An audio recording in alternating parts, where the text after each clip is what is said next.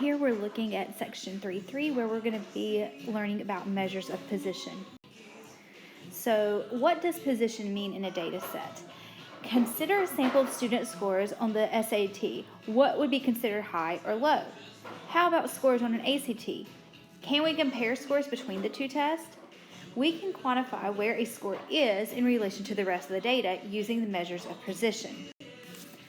Here we have an example. Along one stretch of highway, the average vehicle speed is 67 miles per hour with a standard deviation of 5 miles per hour.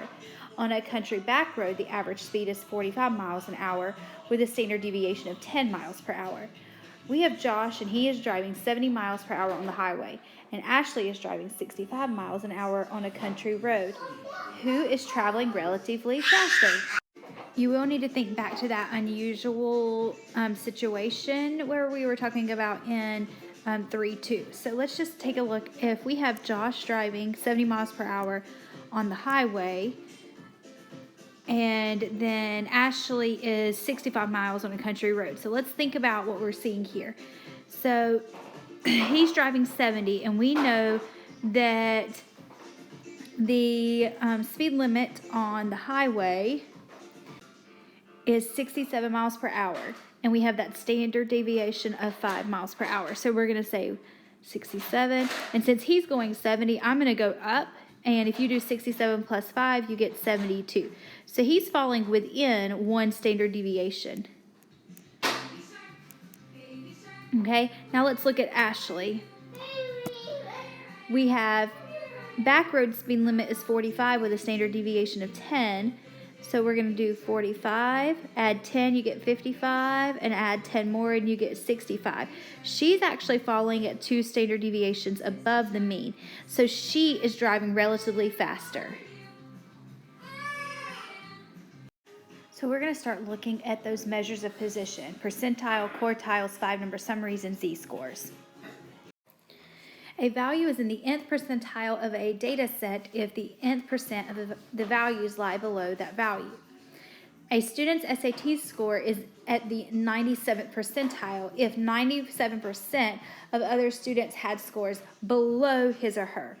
In general, the 95th percentile is considered unusually high, and the 5th percentile is considered unusually low. The main thing I want you to keep in mind is when you're thinking about percentiles, it means that value again lies below, or the other values lie below that one. For a quartile, 3 values separate a data set into fourths. You have your first quartile is Q1, Q2 is the second quartile, also known as the median, and the third quartile. So about 1/4 of the data lie between any 2 consecutive quartiles. So what you're looking at here, just so you guys can kind of see this, the median we know is Q2, and then each side is split into Q1 over here and Q3. So the 5-number summary gives you the 3 quartiles together with a minimum and a maximum. And you want to make sure you put it in this order. So you'll have minimum, Q1, median, Q3, maximum. So I'm going to just give you a quick example of looking at how to find these values. And then when we move it into Excel, it will make it a little bit easier. So let's say I give you a set that's 3, 5, 7, 8, 12, 13, 14, 18, and 21. Now notice that when we are doing this, we are going to need the minimum and the maximum, so you're going to want to make sure that your numbers are listed in order, so they are sorted, and I've already done that for you in listing them. So we're going to first find that median, and we'll just go mark these off. And that gives me a median of 12. Okay, so right now what I have is a min of 3. We don't have our Q1 yet.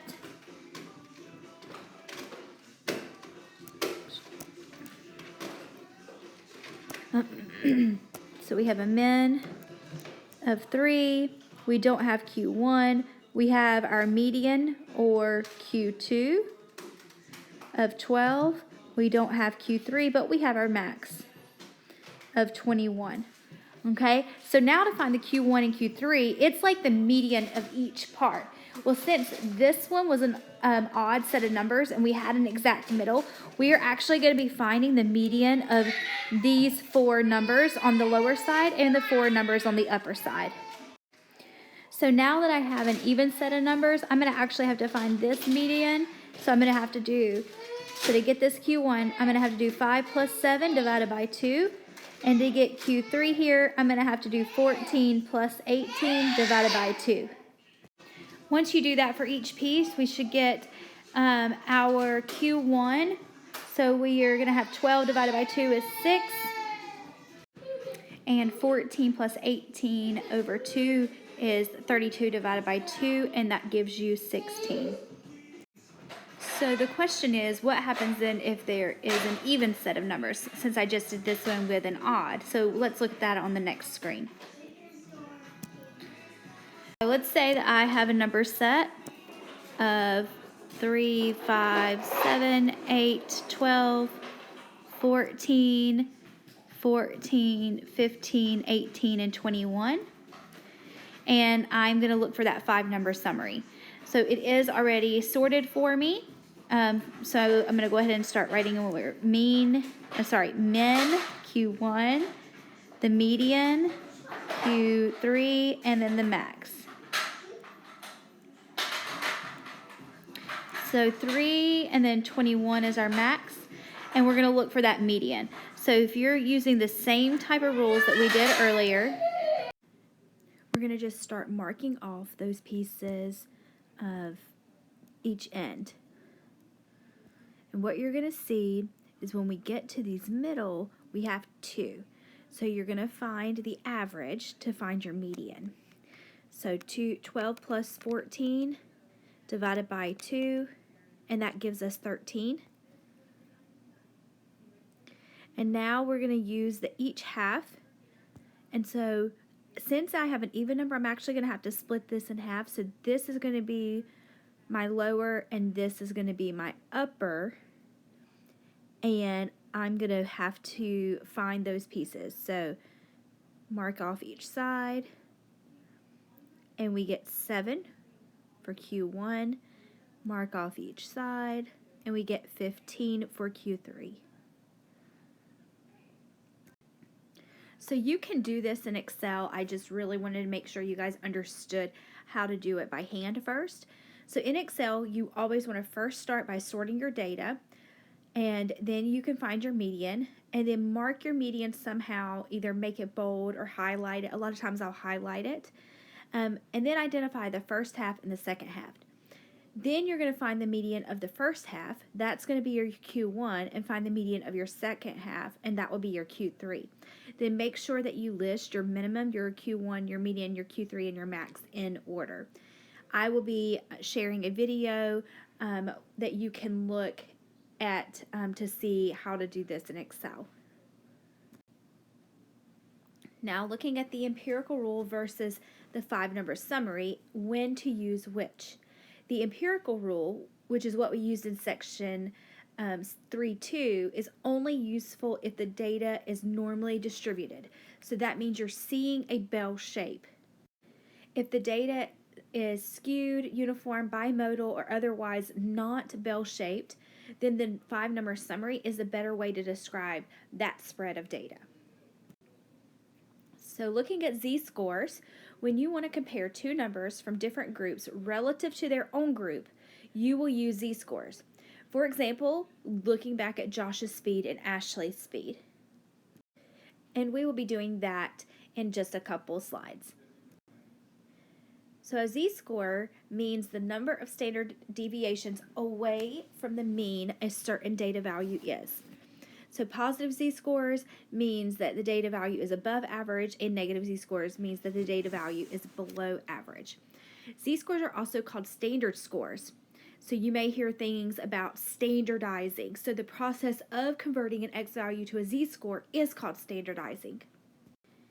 So to find a z-score, you will convert an x value to a z-score. And you will see that z equals, in your formula here, is x minus mu, or x minus the mean, over the standard deviation. In Excel, you will be using equals standardize, your x value, your mean, and then your standard deviation. So just keep in mind what those formulas are. Again, it's going to be equals standardize, your x value, remember mu is your mean, and sigma is your standard deviation. So let's look back at that example of speeding. So this is back at the beginning with Josh and Ashley. And we had that along one stretch of highway, the average vehicle speed is 67 miles per hour with a standard deviation of 5 miles per hour. On a country back road, the average speed is 45 miles per hour with a standard deviation of 10 miles per hour. Josh is driving 70 miles per hour on the highway. Ashley is driving 65 miles per hour on a country road. Who is traveling relatively faster? So we are going to look at this example using z-scores.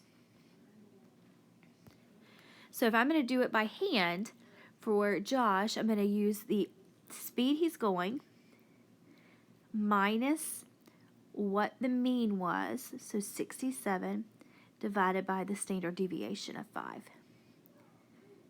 And you should get 0.6. In Excel, this would be standardize,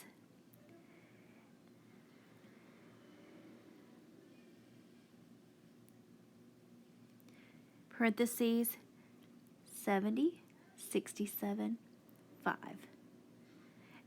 And then when you hit enter, you should see 0.6. For Ashley, she was going 65 miles per hour on a country road, so we're going to do 65 minus, and the average speed was 45, or the mean. The standard deviation was 10. So 65 minus 45 divided by 10 gives me 2. This would be equal standardized, parentheses, 65, 45, 10. And again, you're going to get 2. Now, looking at these z-scores, you can see very easily that Ashley was going relatively faster because she has a z-score of 2 and Josh only has a z-score of 0.6. Again, let's just look at this again. So 0.6 and 2. So who is driving relatively faster? Ashley. Because her z-score is higher than Josh's. Again, looking at those unusual values. So when you're interpreting z-scores, whenever a value is less than the mean, its z-score is going to be negative. You can see that here on this half being less than. And if it is more than the mean, it's going to be positive, and you can see that here. Ordinary values are going to be between -2 and 2, and that is in that green section. Okay. These are ordinary values, and anything that you would say is unusual or significant is going to fall in this below, so below -2 or above 2. So those are going to be your significant values. So let's take a look at this example. We have that in 2009, Heath Ledger won the Oscar for Best Supporting Actor at age 29 for his role in the movie Dark Knight. Penelope Cruz won the Oscar for Best Supporting Actress at age 34 for her role in Vicky Cristina Barcelona. The mean age of all Best Supporting Actor winners is 49.5 with a standard deviation of 13.8, and the mean age for the Best Supporting Actress winners is 39.9 with a standard deviation of 14.0. Which person is considered relatively younger for their group to be winning this award? And then you're going to justify your choice mathematically. So we know the information that we need. We have what age they won. We have the mean. We have the standard deviation. So we can standardize these pieces of data. So here for Ledger's z-score, you're going to enter equals standardize. and then 29, comma, 49.5, comma, 13.8. And when you hit enter, you should get negative 1.49. Cruz's z-score is going to be equal standardized her age, so 34, 39.9, and then that standard deviation of 14, and you should get negative 0.42. Now remember, we're looking at who is younger, okay? So you would say, by looking at this, so we have negative 1.49 and then negative 0.42. Negative 1.49 would be lower than negative 0.42. So we would say that Ledger was relatively younger because his z-score is lower than Cruz's.